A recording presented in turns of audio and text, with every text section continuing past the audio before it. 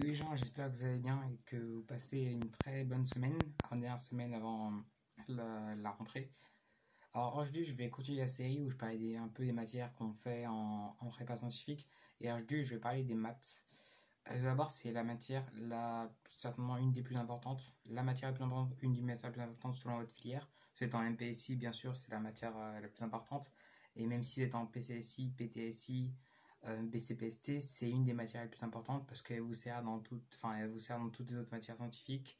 Que par exemple, la maîtrise des équadifs est nécessaire en physique, que la maîtrise de la trigonométrie est nécessaire en physique. Il y a plein de notions qu'on voit en maths qui sont appliquées en physique et que sans la maîtrise de ces notions, on pourrait pas être bon dans les autres matières. Du coup, c'est un peu à double tranchant parce que quand on a des grosses difficultés en maths, ça peut nous contraindre parfois dans les autres matières scientifiques. Pas tout le temps, hein, mais parfois ça peut limiter.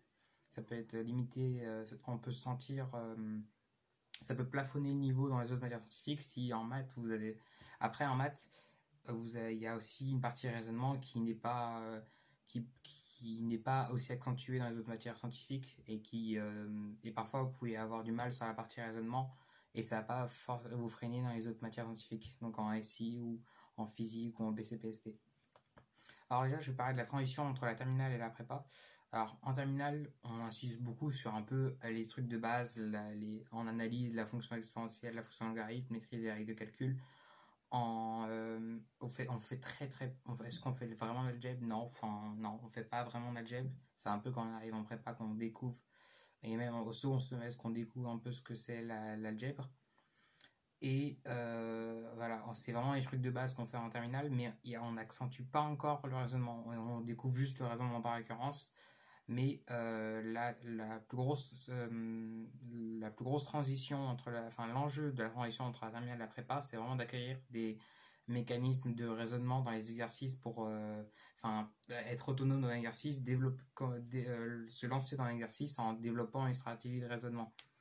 Et ça, en terminale, c'est souvent des questions très guidées et c'est pas et c'est des trucs d'application, voire calculatoire. Tandis que le calcul c'est très important en maths, mais c'est très très très rarement du calcul numérique. Votre calculatrice, vous l'utiliserez jamais. On l'a utilisé une seule fois dans l'année, c'était pendant le confinement quand notre prof nous a calculé une probabilité. Mais à part ça, on n'utilise jamais. Les seuls nombres que vous voyez, c'est le 2 sur le carré. Mais c'est. Voilà. Donc, c'est l'abstraction, et c'est vraiment ça qui est important quand on prend la transition entre les maths et la prépa, entre la terminale et la prépa. Vous avez aussi travaillé beaucoup le calcul parce que c'est très important pour la calcul de primitive, d'intégrale et tout ça. Et donc, c'est les deux enjeux, le raisonnement, mais le raisonnement, ça vient au fur et à mesure, ça, c'est pas une transition brutale. Le calcul, on va très rapidement vous demander d'être bon en calcul. Mais avec de l'entraînement, vous allez y arriver.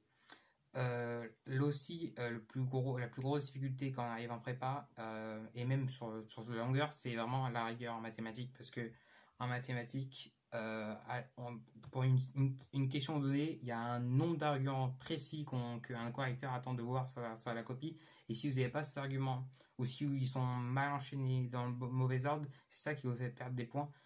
Et par exemple, dériver une fonction avant de dire qu'elle est dérivable, des trucs comme ça, c'est des trucs qui font perdre tous les points directement à la question, et c'est un peu à double tranchant. Donc la rigueur, ça développe au fur et à mesure. Par exemple, moi, ma technique un peu, c'était de rédiger les exos pour m'habituer à la rédaction et à faire gaffe à toutes les étapes de mon raisonnement. Donc je vous conseille vraiment, quand vous avez des TD et quand votre prof demande de préparer des exercices en particulier, de vraiment essayer, même si vous comprenez comment on le résout, en gros, quel argument du coup on va utiliser, d'essayer de les rédiger pour voir comment ça s'enchaîne et voilà, comment en DS vous devrez répondre à cette question pour avoir tous les points.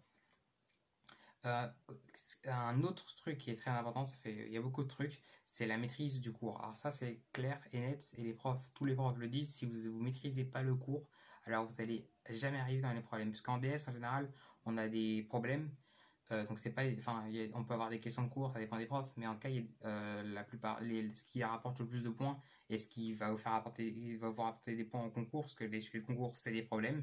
On s'intéresse à, je sais pas, un calcul d'intégrale ou à un objet mathématique particulier, et on va commencer à voir ses propriétés et sans une maîtrise fine du cours, enfin au moins de fondamentale, c'est-à-dire connaître vraiment tous les théorèmes de base fondamentaux, et après sans réflexion par rapport au cours, c'est-à-dire est-ce qu'on peut faire ça, est-ce que la réciproque est vraie, des trucs comme ça, on est vite limité dans ce genre de problème parce qu'on peut très rapidement faire des fausses implications ou dire des choses, écrire des choses fausses, mais parce qu'on ne s'est jamais demandé est-ce que c'est vrai, est-ce que j'ai le droit d'écrire ça. Et c'est ça qu'il est important de déjà vraiment travailler son cours, le relire pour pouvoir poser un maximum de questions à vos profs. Et aussi profiter des calls, parce qu'on fait en MPSI on a une call par semaine, en PCSI je crois qu'on a une call toutes les 2 semaines.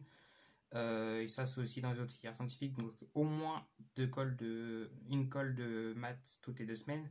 Donc vous allez avoir le temps de pratiquer, mais il faut aussi que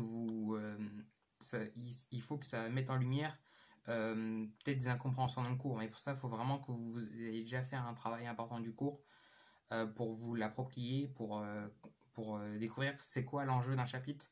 C'est intéressant parce que moi pendant l'année, enfin il y a plein de chapitres qu'on fait en début d'année et on se dit bon c'est que calculatoire et tout ça, et c'est en fin d'année quand on fait les chapitres plus poussés, plus intéressants, on s'intéresse à des notions précises comme l'intégration, comme les espaces euclidiens et tout ça, qu'on commence à comprendre, les probabilités aussi, on commence à comprendre pourquoi enfin quel était l'intérêt de tous les chapitres qu'on a fait avant. Et c'est ça que enfin, moi j'ai eu le programme officiel pendant l'été de MPSI. Et enfin, il y a plein d'indications pour dire comment on articule ensemble les notions. Et c'est grâce à votre prof et à son approche pédagogique que vous allez au fur et à mesure apprendre les notions. Et voilà, c'est ça qu'il faut vraiment faire confiance à votre prof, travailler et faire confiance au travail de votre prof. Parce que si vous écoutez ses conseils, vous allez finir par progresser. Et c'est ce que vous voulez en maths parce que ça peut rapporter gros concours.